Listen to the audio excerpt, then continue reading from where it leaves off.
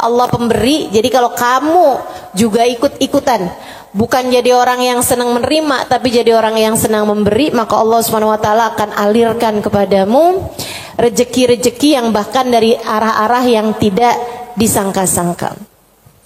Saudaraku sekalian yang saya muliakan, Hubabah Maryam pernah bilang, Halimah jangan takut ngasih. Nak, jangan takut ngasih.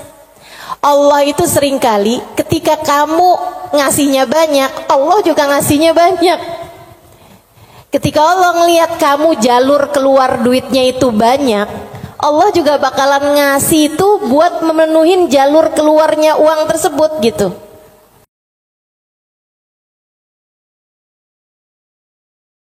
Allah tuh mau ngasih rezeki sama orang nggak pakai ada hitung-hitungannya, gitu kan? Pokoknya itu urusan langit, udah bener-bener yang Allah bilang rizqukum fis samai wa ma tu'adun, kata Allah. Rezeki kalian sudah selesai aku atur dari langit. Rezeki kalian sudah selesai aku atur dari langit. Saudaraku sekalian yang saya muliakan, nah kalau kita kepengen gitu kan, kayak rezekinya digampangin, cara dapatnya gampang, menyenangkan, itu juga sama Allah udah dikasih clue-cluenya. Salah satu cluenya adalah dengan rajin sedekah. Salah satu cluenya adalah dengan rajin memberi, bukan hanya sedekah. Sedekah itu untuk orang yang kita tahu memerlukan, tapi kalau memberi buat siapapun, termasuk kita ngasih sama orang yang kita sayangi, ngasih hadiah, begitu ya. Buat orang tua kita mampu, tapi kita seneng aja ngasih hadiah sama mereka gitu. Misalnya kita suka ngasih kepada saudara-saudari kita, kakak adik kita, walaupun kita tahu dia mampu, tapi misalnya kita habis jalan-jalan condet, kita beliin duku, udah nggak ada ya. Kita beliin salak condet kan, dulu mah masih ada tuh.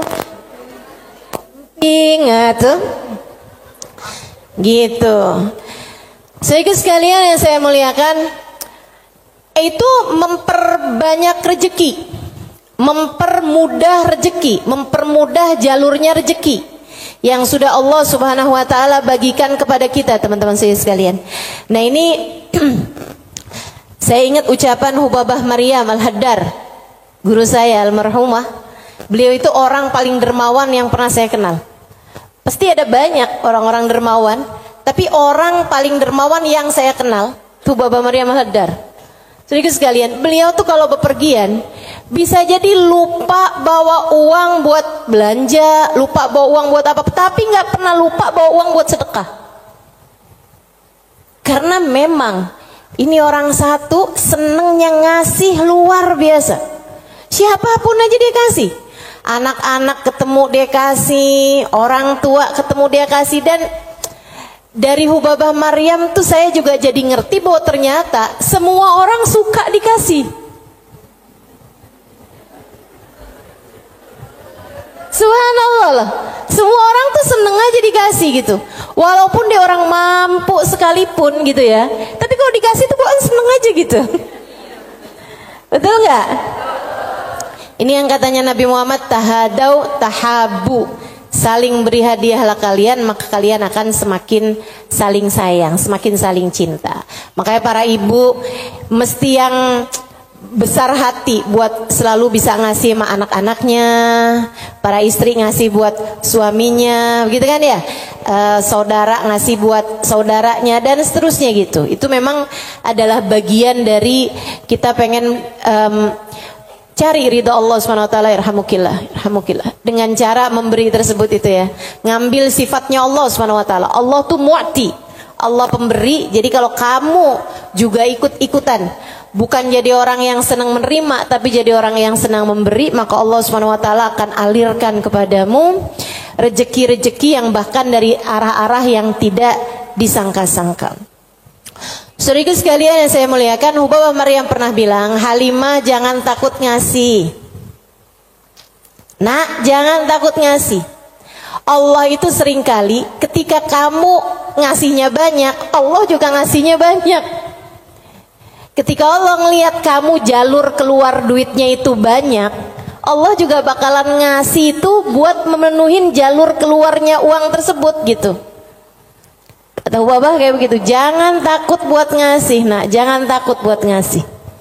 Subhanallah, itu sering saya inget-ingetin tuh, jangan takut buat ngasih, jangan takut buat ngasih. Kadang-kadang tuh orang punya banyak aja, kalau mau keluarin duit tuh kayak disuruh keluarin separuh nyawa gitu. Penuh perhitungan, ya. Makanya ada satu cerita, salah satu dari habaib teriak-teriak manggil anaknya. Misalnya anaknya namanya siapa? Husein misalnya. Sen, Sen. Anaknya sebelah saya ada yang namanya Husein. Sen. Si Husein ini kan dia dengar panggilan tapi dia nggak tahu ayahnya ada di mana. Dia bilang, "Bang Abah ada di mana sih, Bah? Ini Husein, Bah. Lebek, Bah." Kata Abah, "Ya kamar mandi, nak." "Iya, Bah." Dikirain suruh ngambil sabun, apa kehabisan odol gitu kan. "Sen, tolong ambilin duit Abah, nak. Ada di gesper Abah warna hijau." Iya sih. Habaib-habaib kita suka punya gesper warna hijau. Gespernya habaib tuh ya. Jadi gespernya dipakai bukan buat celana panjang, tapi buat sarung. Ada yang tahu nggak? Anak-anak zaman sekarang nggak pada tahu nih, nggak seru ah.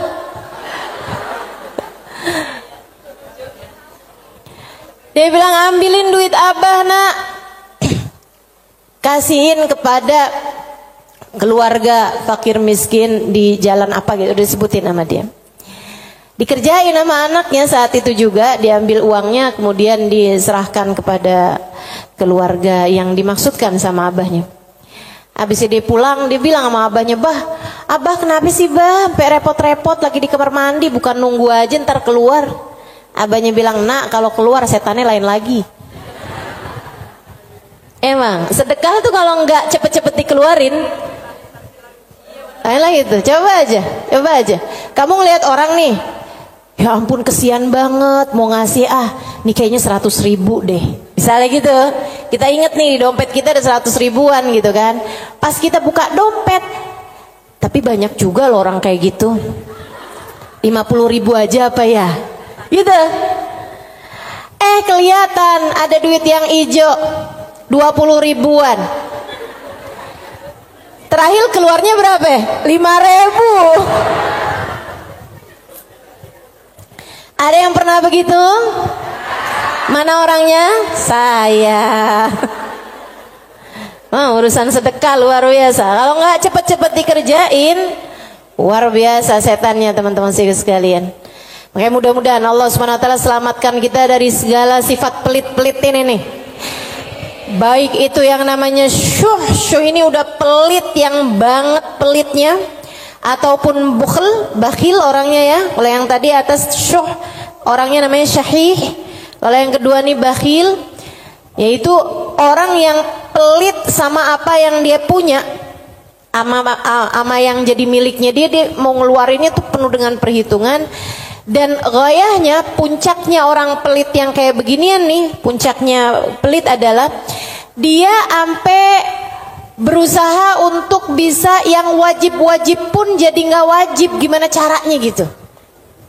Kayak bayar zakat gitu kan, mikir-mikir mau bayar zakat harta 2,5% dari harta kita di akhir tahun.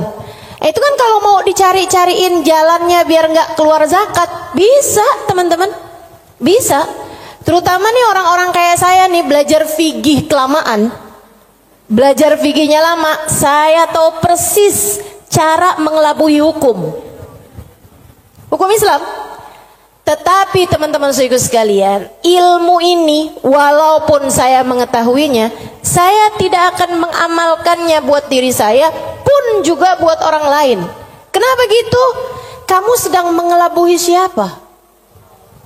Bukankah Allah Maha tahu segalanya? Kamu mau nih gimana caranya biar duit saya nih nggak saya zakatin? Oh, kamu begini. Misalnya gitu ya. Sekedar dirubah bentuk duitnya itu, jadi tanah, jadi rumah, kan zakatnya setahun lagi. Bisa aja kayak begitu. Akan tetapi teman-teman saudaraku sekalian, sekali lagi ini pengelabuhan urusan dunia. Tapi kalau urusan di hadapan Allah Subhanahu wa taala, Allah tahu segalanya. Allah paham niatmu, mau deket haul, mau deket waktunya wajib mengeluarkan zakat, kamu beli tanah biar duit kamu berubah jadi tanah untuk menghindarkan kewajiban zakat. Allah paham betul urusan apa yang ada di dalam hatimu itu. Jadi janganlah sok-sokan cari-cari. Mungkin ada pendapat lain yang bikin ini jadi nggak wajib, misalnya gitu kan? Ada aja, bisa aja teman-teman saudara sekalian.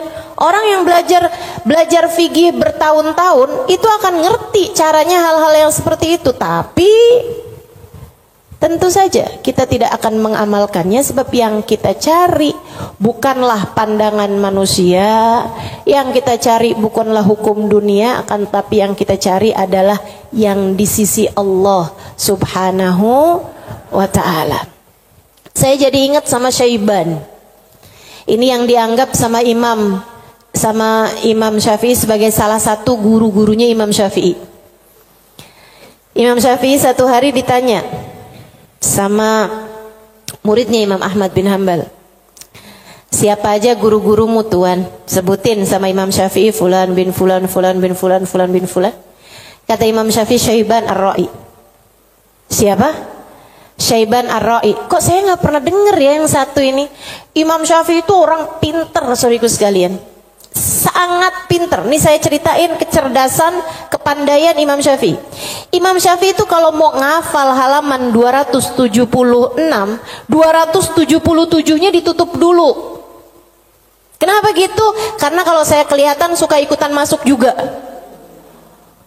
Itu kecerdasan jenis apa itu coba? Ini kayaknya udah tingkat langit ke-7 nih cerdasnya nih. Itu bisa-bisanya gitu. Saya kalau mau ngafalin halaman misalnya 276, saya baca berulang-ulang, itu pun juga masih belum apal-apal gitu kan. Besokannya lagi saya ulang lagi, besokannya lagi saya ulang lagi juga gitu. Karena kalau nggak diulang-ulang ntar kayak suka gampang lupa nggak sih? Saudaraku sekalian yang saya muliakan, ini buat ibu-ibu sih kayaknya nggak relate deh. Kita nih kadang-kadang baca surat Al-Kafirun aja bu, ujungnya nggak ke bawah-bawah.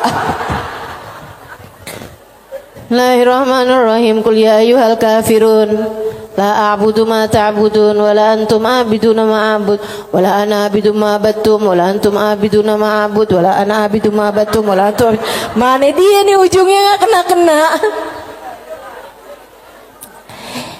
Imam Syafi'i hafal Quran di usia 7 tahun seperti kita hafal surat Al-Fatihah sekarang. Kita hafal surat Al-Fatihah kan nggak kebalik-balik tuh. Apal aja biar sambil goreng, sambil apa aja yang namanya Fatihah mah nggak pernah keliru ya bu ya. Nah itu Imam Syafi'i hafal Al-Quran 30 juz kayak kita hafal surat Al-Fatihah sekarang. Disampaikan oleh guru kami Sayyidil Habib Umar bin Hafid. Teman-teman sekalian, gimana enggak tuh Imam Syafi'i itu belajarnya kayak gitu tuh modelannya tuh. Dulu Imam Syafi'i itu orang sangat nggak punya teman-teman.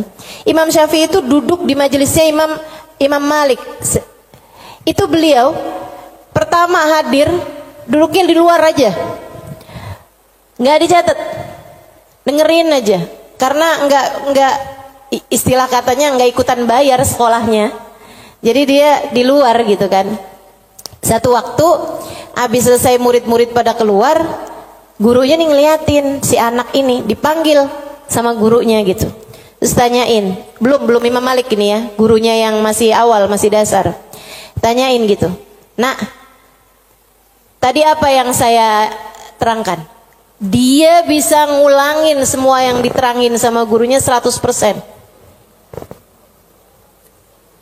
Habis itu gurunya bilang, nak kenapa kamu nggak duduk di kelas saya? Dia bilang, karena saya nggak ikutan bayaran. Nggak apa-apa, duduklah nak di kelas saya akan berbangga dengan kamu bisa duduk di kelas saya. Dah tuh Imam Syafi'i.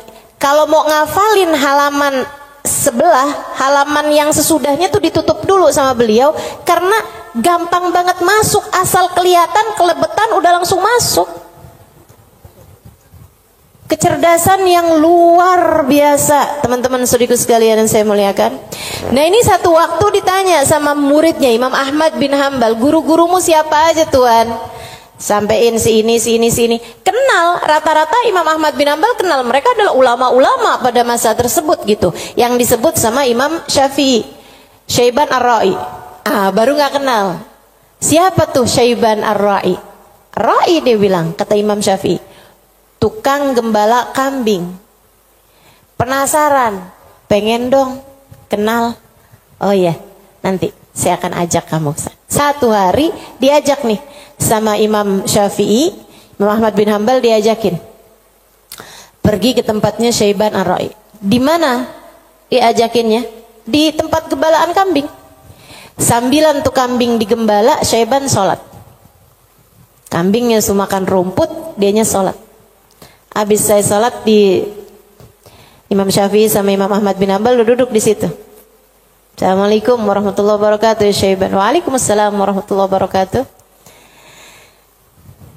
Syaiban, saya nih datang kemari nih, katanya Imam Ahmad bin Hambal, karena Imam Syafi'i waktu saya tanya salah satu gurunya, dia menyebutkan dirimu wahai Syaiban. Emang Syafi'i ini ada-ada aja. Tawadu kan, bukan yang ya gitulah saya. Walaupun saya kelihatannya penggembala kambing ya, tapi jangan remehkan. Saya gurunya Imam Syafi'i, enggak gitu. Dia bilang, Imam Syafi'i ini emang ada-ada aja. Bagaimana mungkin penggembala kambing seperti saya jadi gurunya Imam Syafi'i? Kata Imam Syafi'i, Syaiban, saya datang kemari ini mau bertanya beberapa permasalahan. Oh iya, boleh. Apa pertanyaanmu? Yang pertama, kami mau tanya kepadamu urusan sholat. Kalau kamu nih ngerjain sholat, terus kamu lupa Syaiban, ini udah 2 rakaat apa baru 1 rakaat ya?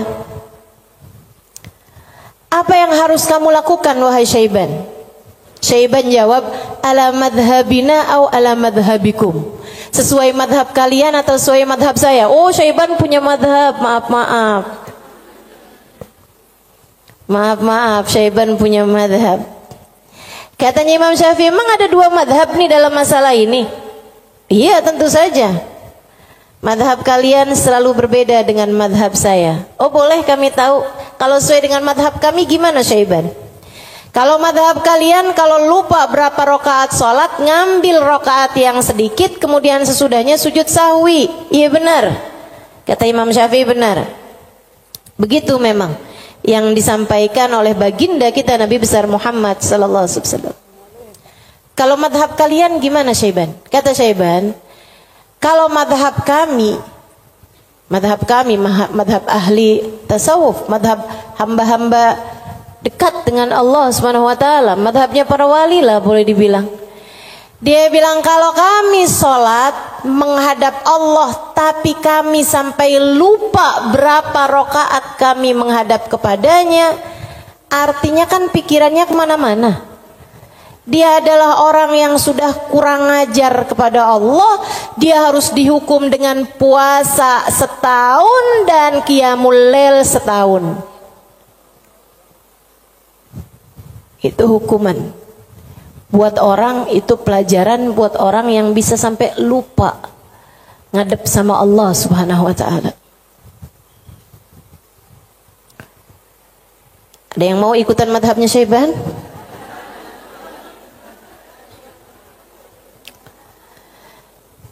Oke.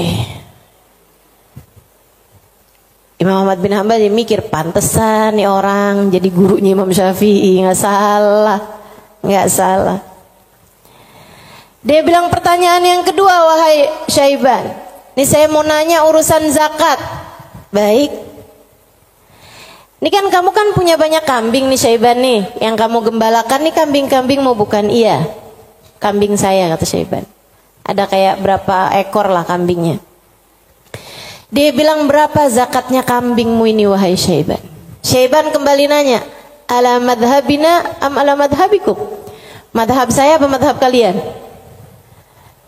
Dia bilang, emang ada 2 madhab juga nih dalam urusan zakat ini nih. Iya, selalu ada opini-opini, pemahaman-pemahaman dalam urusan agama.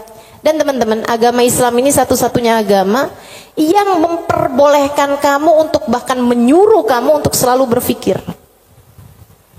Agama yang paling natural, agama yang sesuai sama pola pikir manusia. Kamu harus berpikir biar selamat dari api neraka.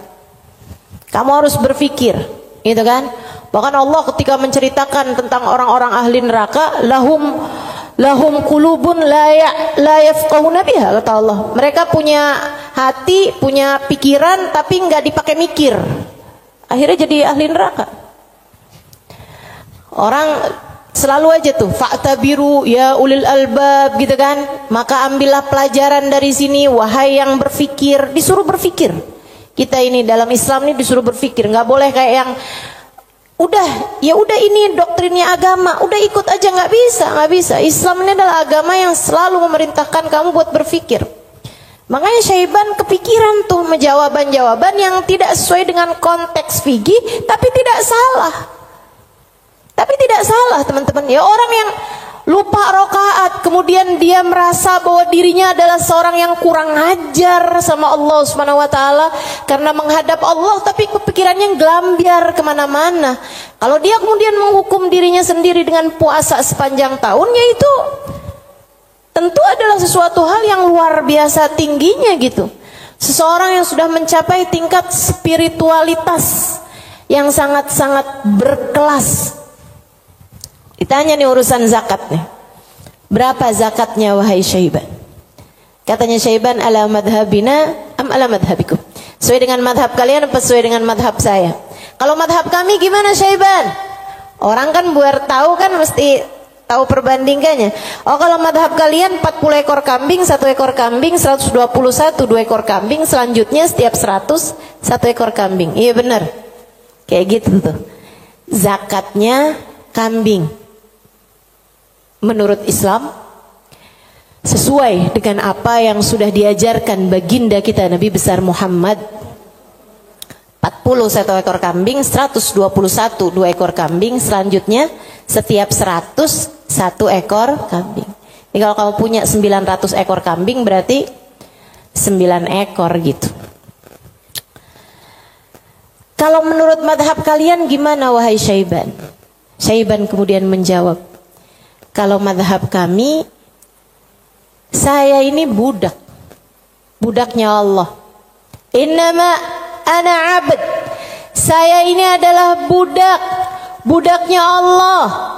Dan seorang budak tidak memiliki harta, sebab semua harta budak adalah harta majikannya. Dan itu benar. Harta budak adalah harta majikannya. Jadi kambing-kambing saya ini, ya udah, terserah Allah aja. Kalau diperlukan saya kasih, kalau nggak diperlukan nggak saya kasih. Kalau kemudian misalnya nih punya kambing 20 gitu kan, tapi nih lagi ada orang mau ngawinin nih, perlu 3 ekor kambing, ya udah keluarin 3 ekor kambing.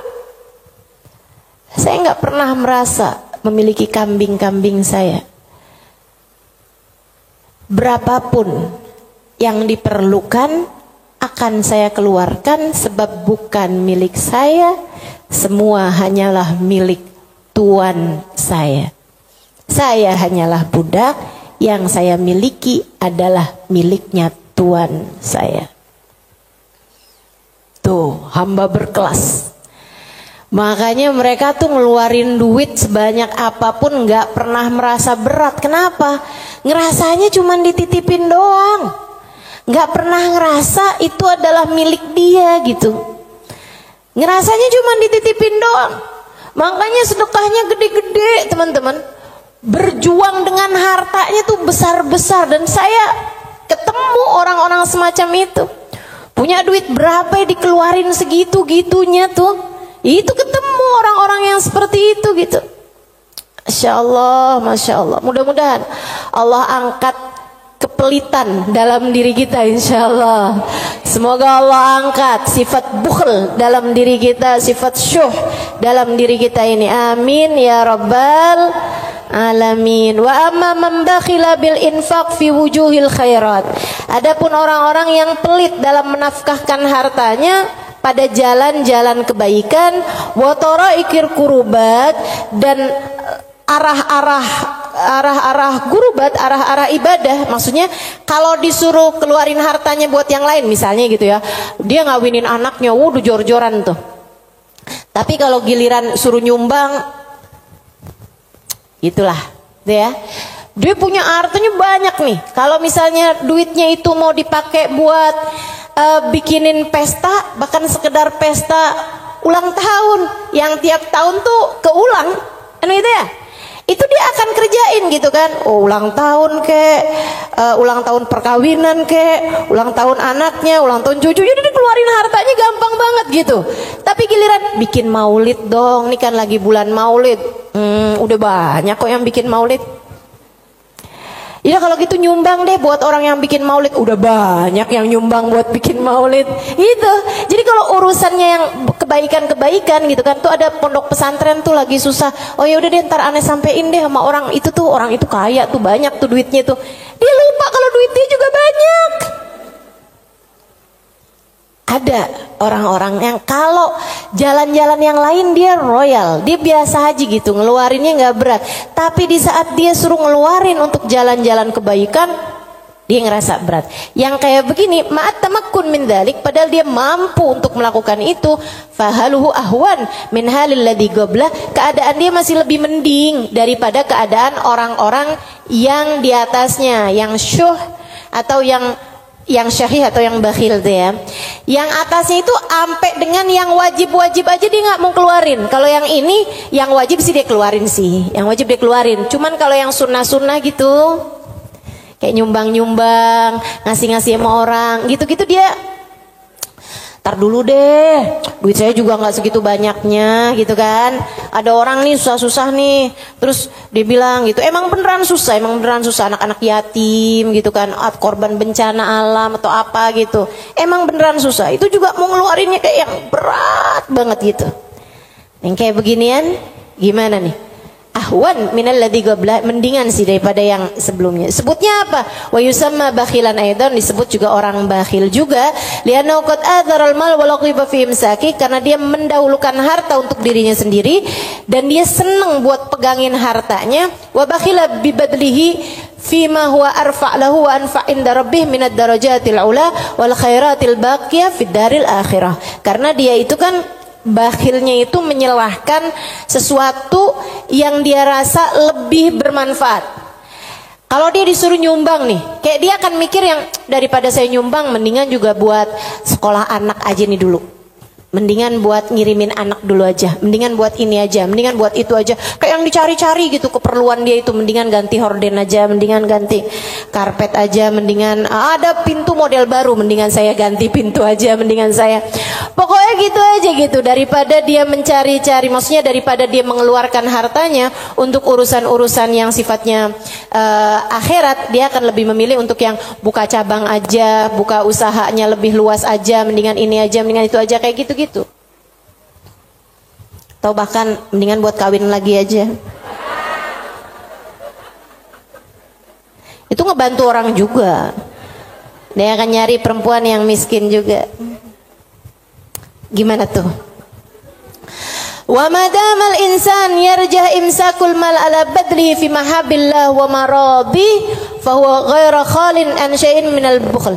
Dan sesiapa orang, selagi seseorang itu masih lebih mendahulukan, masih lebih mementingkan megang hartanya daripada menyerahkannya di jalan yang diridhoi Allah dan yang dicintai Allah, maka artinya orang tersebut belum kosong dari sifat pelit. Artinya dia masih punya sifat pelit dalam dirinya.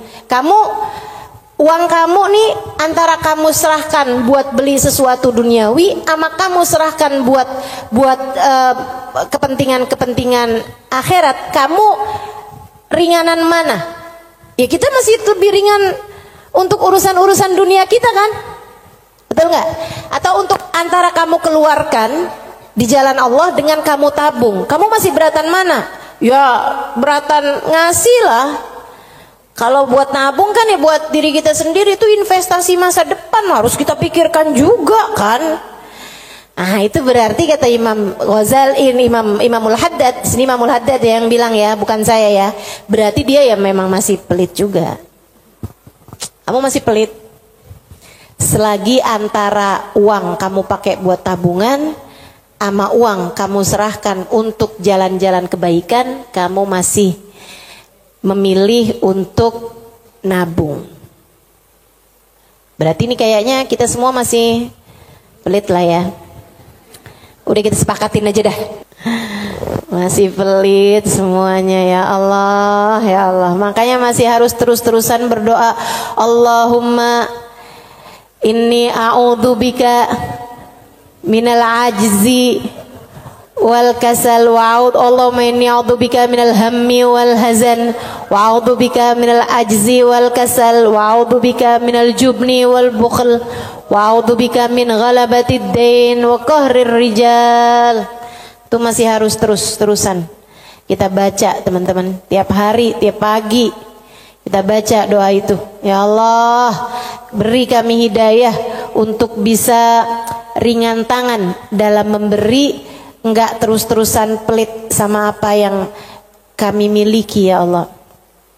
Wala yakunul insan jawadan sakhiyan hatta yakuna badlul mal fi mahabbillah arja inda wa ahab ilaih min imsaki. Dan seseorang itu belum bisa disebut dermawan, belum bisa disebut sakhi, belum bisa disebut orang karim, orang dermawan sampai dia merasa bahwa menyerahkan uang di jalan Allah lebih dia sukai daripada menabung, daripada pegang duit itu, daripada dia nggak ngasihnya di jalan Allah gitu. Kalau kamu ngerasa masih ngasih itu lebih berat daripada kamu pegang, ah itu berarti kamu masih pelit. Tapi kalau kamu ngerasa ada yang ngasih lebih kamu sukai daripada kamu pegang, gitu ya, itu berarti kamu adalah seseorang yang dermawan. Udah jadi tambah jauh aja nih kita nih. Fa'lam dalik wa'mal alaih. Ketahuilah hal ini dan amalkanlah. Wallahu yatawalla hudak. Semoga Allah subhanahu wa ta'ala memberikan petunjuk kepadamu. Amin ya rabbal alamin.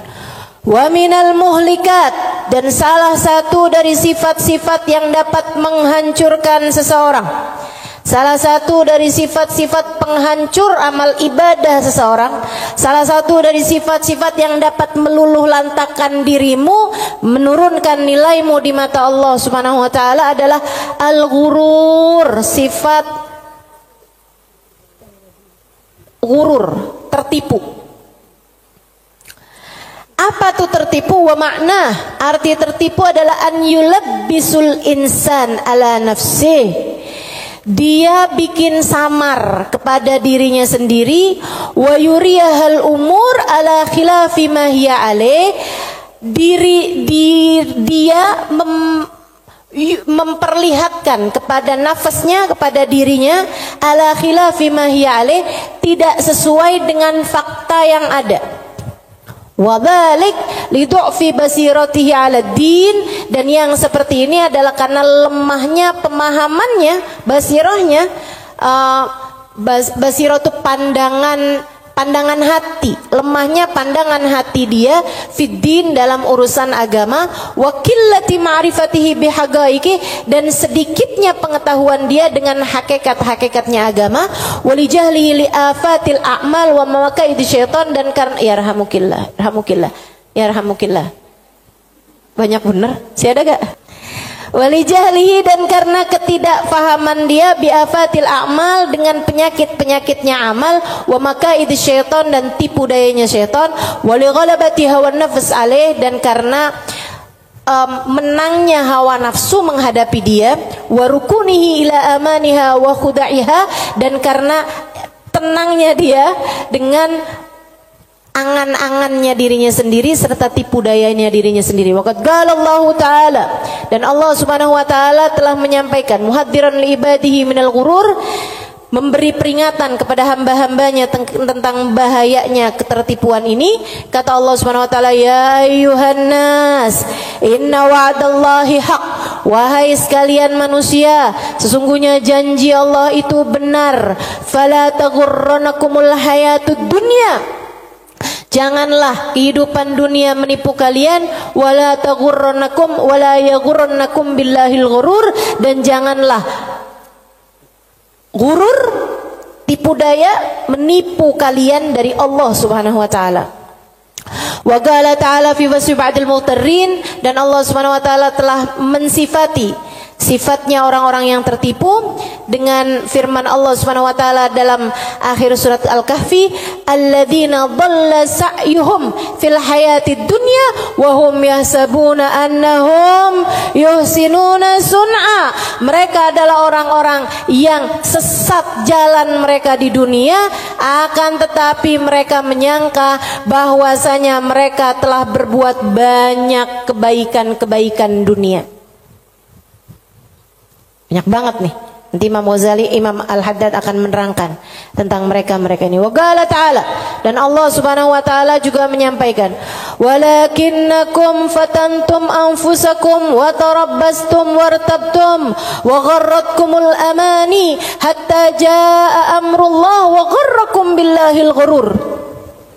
Ini ayat sebelumnya sangat indah sekali nih teman-teman. Sebentar saya akan bukakan. Kata Allah Subhanahu wa taala, walakinnakum fatantum anfusakum, akan tetapi kalian telah menipu diri-diri kalian sendiri, wa tarabbastum, dan kalian menunda-nunda, wartabtum, dan kalian merasa ragu, wa gharratkumul amani, dan kalian tertipu dengan angan-angan kalian sendiri, hatta jaa amrullah, sampai datang ajal menjemput kalian, wa gharrakum billahil ghurur, dan kalian telah tertipu, dan tipu daya telah menipu kalian dari Allah Subhanahu wa taala. Al-Hadid ayat 14. Al-Hadid ayat 14.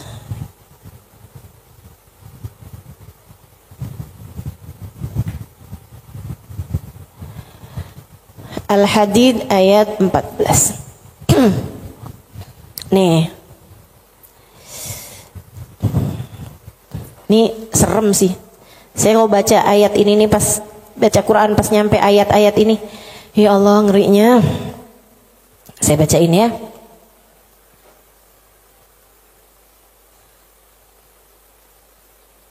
Dari mana ya enaknya nih ya? Dari ayat 11 deh. Al-Hadid dari ayat 11. A'udzu billahi minasyaitonir rajim. Man dzalladzi yuqridullaha qardan hasana fayudha'ifahu lahu wa lahu ajrun karim. Kata Allah, siapa di antara kalian yang mau menghutangi Allah? Ini Allah nih dari taunya orang-orang tuh ama hartanya tuh medit banget, pelit banget, sampai Allah bilang, kamu di saat sedekah, kamu nggak lagi ngasih buat orang, kamu lagi ngasih hutangan kepadaku, kata Allah. Kamu lagi ngasih tuh, kamu lagi ngasih hutang sama aku, kata Allah. Man dzalladzi yuqridullaha qardan hasana, siapa yang menghutangi Allah dengan hutangan yang bagus. Hutangan yang bagus tuh ada orang miskin dikasih, ya, ada orang yang kepengen sekolah, nggak mampu sekolah, kamu sekolahkan. Ada janda-janda yang kepengen usaha nggak punya modal, kamu modalin, gitu kan? Ada orang tua-tua yang emang udah nggak bisa lagi usaha, kamu berikan nafkah bulanan kepada mereka gitu. Ada yang lagi ngebangun misalnya pondok pesantren atau masjid yang memang tidak akan kembali berupa keuangan ya, maksudnya secara langsung gitu kan. Nah itu semuanya ini disebut sebagai jalan-jalan kebaikan. Allah menyebutnya sebagai qardhan hasanah, hutangan kepada Allah. Kenapa Allah bahasanya sampai pakai utang? Dan yang hutang itu Allah. Kayak Allah tuh lagi yang tenang, utang, aku akan bayar. Dan aku kalau bayar nggak main-main. Aku lipat gandakan minimal 10 kali lipat.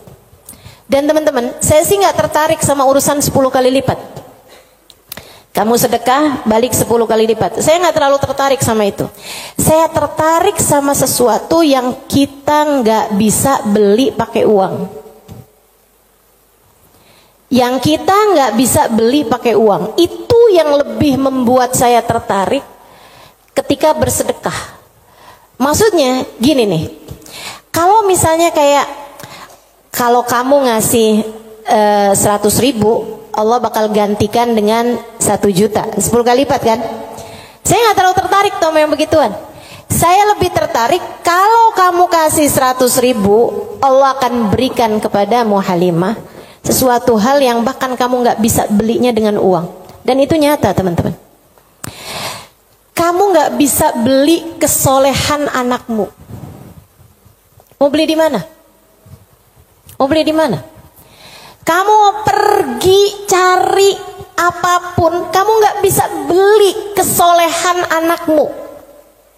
Kayak apa rasanya kamu bangun di waktu malam, terus kamu lihat, kok kamar anak saya nih lampunya masih nggak gelap semuanya ya. Biasanya kalau tidur dia gelap semua. Kamu buka pelan-pelan kamar anakmu karena memang kamu udah bilang sama anakmu untuk kalau tidur jangan dikunci misalnya gitu. Kamu buka kamar anakmu dan di sanalah kamu lihat di jam 2 malam, jam 3 malam dia sedang bersimpuh di atas sejadahnya. Kamu bisa beli di mana hal kayak begituan? Saudariku sekalian yang saya muliakan, kamu punya anak-anak hatinya baik-baik. Bahkan kamu punya suami hatinya menyayangi kamu dengan tulus, bisa beli di mana? Kamu memutuskan untuk pakai skincare, pasang filler, kamu udah sulam alis, sulam bibir, kamu bahkan mungkin oplas, nambahin tingginya hidung, belum tentu bikin hati suamimu sayang padamu, betul? Beli di mana tuh rasa sayangnya suami kepada seorang istri? Belinya sama Allah Subhanahu wa ta'ala. Sebab Allah yang menggerak-gerakkan hati manusia. Saudaraku sekalian yang saya muliakan, Allah tuh kalau kamu kasih hutangan sama Allah Subhanahu wa ta'ala, kamu sedekahkan hartamu di jalan Allah Subhanahu wa ta'ala, Allah bisa bayar kamu dengan hal-hal yang gak bisa kamu beli pakai uang. Keberkahan kehidupan, kesolehan hati anak-anak, rasa sayang, rasa cinta di hati suamimu kepadamu, hati yang damai, kehidupan yang tenang, hati yang bahagia dalam taat pada Allah Subhanahu wa ta'ala. Bahkan hidayah, inayah, taufik dalam dirimu teman-teman saudaraku sekalian. Gimana caranya mau beli? Kamu bisa bangun di waktu malam, kemudian 2 rakaat, 4 rakaat, 6 rakaat, kamu mengerjakan ibadah pada Allah. Kemudian kamu beristighfar, kemudian kamu berdoa, kemudian kamu menyebut-nyebut namanya. Kenikmatan yang kayak begituan kamu gak bisa beli pakai uang. Itu hidayah dari Allah Subhanahu wa ta'ala. Suamimu gak mau sholat kecuali dengan berjamaah, itu hidayah dari Allah Subhanahu wa ta'ala. Yang beginian nih hidayah-hidayah menuju kepada surga Allah Subhanahu wa ta'ala. Hati lapang, hidup bahagia, hati tenang, gak bisa dibayar pakai uang. Gak bisa dibayar pakai uang. Dibayarnya pakai apa? Yang bisa mengerjakan adalah Allah. Maka hutangi Allah. Allah bisa membayarnya dengan itu semua. Karenanya saya sampaikan teman-teman, saya gak tertarik sama yang kalau kamu sedekah balik 10 kali lipat. Kalau kamu keluarin, kamu jual motor, kamu kasih sedekah, kamu dapat Avanza. Enggak, saya nggak tertarik, mohon maaf. Bukan karena saya nggak tertarik sama pemberian Allah, tapi pemberian Allah yang masih bisa dibeli dengan uang, itu adalah pemberian-pemberian yang tidak berkelas. Allah bahkan memberinya kepada orang paling kafir di atas muka bumi sekalipun. Tapi kesolehan hati anak-anakmu, kesolehan hati suamimu, kesolehan dirimu sendiri, Allah kasih hidayah buat kamu bangun di waktu malam membaca beberapa ayat Al-Quran. Allah kasih kamu bangun di waktu malam, kamu menengadahkan tangan berdoa kepada Allah SWT. Saat itu Allah, setiap kali kamu memanggil ya Allah, ya Allah, ya Allah, Allah menjawab labbaik ya abdi was'adaik, labbaik wahai hambaku, apa yang kamu mau, apa yang kamu mau, minta apa yang kamu mau. Ampuni dosa-dosa saya ya Allah. Allah bilang labbaik hambaku, aku ampuni dosa-dosamu. Mudahkan saya berbuat kebaikan ya Allah, labbaik hambaku, labbaik hambaku. Aku akan memudahkanmu berbuat kebaikan. Kasih saya ilmu yang manfaat ya Allah, labbaik hambaku. Aku akan beri padamu ilmu yang manfaat. Saudariku sekalian yang saya muliakan, yang ini nih tidak akan Allah berikan kecuali kepada hamba-hambanya yang Dia cintai.